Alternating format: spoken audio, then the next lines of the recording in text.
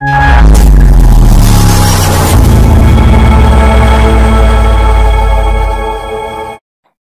খবর জুলাই 20 শনিবার নম্বর 1 অপরাধীঙ্কর বিরোধনে কঠোর পদক্ষেপ নেইছন রাজ্য সরকার অপরাধীর ঘর আউ দোকানে চাল্লা বুলডোজর ঝারସୁগুড়া জিল্লা লখনপুর ব্লক বন্দবাহালর মোহাম্মদ সোনু মোহাম্মদ জমাল আউ মোহাম্মদ কমালর ମାଂସ ଦୋକାନ ଗ୍ୟାରେଜ ଆଉ ରାସନ ଦୋକାନ ସାଙ୍ଗେ 8ଟା ଦୋକାନରେ ବୁଲଡୋଜର ଲଗାଲା ପ୍ରଶାସନ।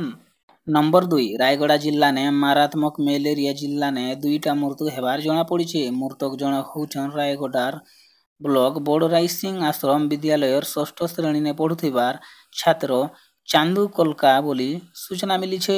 ନମ୍ବର 3 ନିର୍ବାଚନ ସରିଲା ପରେ ପହଲା କରି ରାସ୍ତାକେ ଓହ୍ଲେଇଛନ୍ ବିଜେଡି।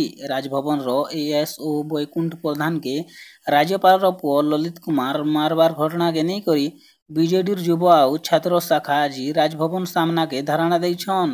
ନମ୍ବର 4 আসবার 21 ତାରିଖ ବସବାକେ ଯାଉଛି ଓଡ଼ିଶା ବିଧାନସଭାର ବୈଠକ। ସେହିଦିନ 11ଟା ସମୟରେ ବାଚସ୍ପତି ସୁରମା ପାଢ଼ୀର ଅଧ୍ୟକ୍ଷତାନେ ବସବା ବୈଠକ। ବଜେଟ ଅଧିବେଶନ ଲାଗି ସେନ୍ତା আসবার 23 ତାରିଖ ଉପବାଚସ୍ପତି ପଦ ଲାଗି ନାମାଙ୍କନ କରାହେବା।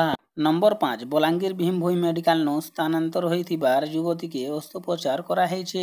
10 ଜଣିଆ ଟିମ୍ ତାଙ୍କେ ଅପରେସନ କରିଥିଲେ। ଯୁବତୀର ମୁଣ୍ଡ ଭିତରୁ 73ଟା ଇଞ୍ଜେକ୍ସନର ଛୁଞ୍ଚି ବାହାର କରାଯାଇଥିଲା। ଏବେ ଯୁବତୀ ସୁସ୍ଥ ଥିବାର ଜଣାପଡ଼ିছে। ନମ୍ବର 6 ମାଲକାନଗିରି ସୀମାନ୍ତ ଛତିଶଗଡ଼ର ଦନ୍ତେବାଡ଼ା ଜିଲ୍ଲାନେ ପୁଲିସ ଆଉ ନକ୍ସଲ ମଧ୍ୟରେ ଗୁଲି ବିନିମୟରେ ଜଣେ ମହିଳା କ୍ୟାଡର ନିପାତ ହେବାର ଜଣାପଡ଼ିছে। ମହିଳା ମାଓବାଦୀ ପାଖେ ଗୋଟିଏ ବନ୍ଧୁକ ଜବତ କରାହେଇছে। ନମ୍ବର 7 କୋର୍ଟନେ ହାଜର ହେଲେ ଅନୁଭବ କିନ୍ତୁ ବର୍ଷା ନେଇ ଆସିଲେ ଯାହାକେ ନେଇକରି ଅନୁଭବ ଅସନ୍ତୋଷ ହେଇଛନ୍। ଘରର ହିଂସା ଆଉ ତାଙ୍କର ଶାରୀରିକ ଆଉ ମାନସିକ ନିର୍ଯାତନା ଦିଆଯାଉଥିବାର ଅଭିଯୋଗ। ବର୍ଷା ମାମଲା କରିଥିଲେ ତାର ଶୁଣାଣି ହେଉଛି ହେଲେ ବର୍ଷା କୋର୍ଟକୁ ନାଇଁ ଆସି। ନମ୍ବର 8 ଗୁରୁବାର ରାତିନେ କଟକନୁ ଯାଜପୁର ବିଞ୍ଚାରପୁର ଯାଉଥିବାର ବେଲେ ତାଉନ୍ତର ଛକ ପାଖେ ଘଟଣା ଘଟିছে। ରୋଗୀ ନେଇକରି ଫେରୁଥିବାର ସମୟରେ ଗଛନେ ପିଟି ହେଲା ଆମ୍ବୁଲାନ୍ସ। ଗାଡ଼ିନେ ଥିବାର 4 ଜଣନୁ ଜଣେ ମୃତ ଜଣକ ରୋଗୀ ବୋଲି ଜଣାପଡ଼ିছে।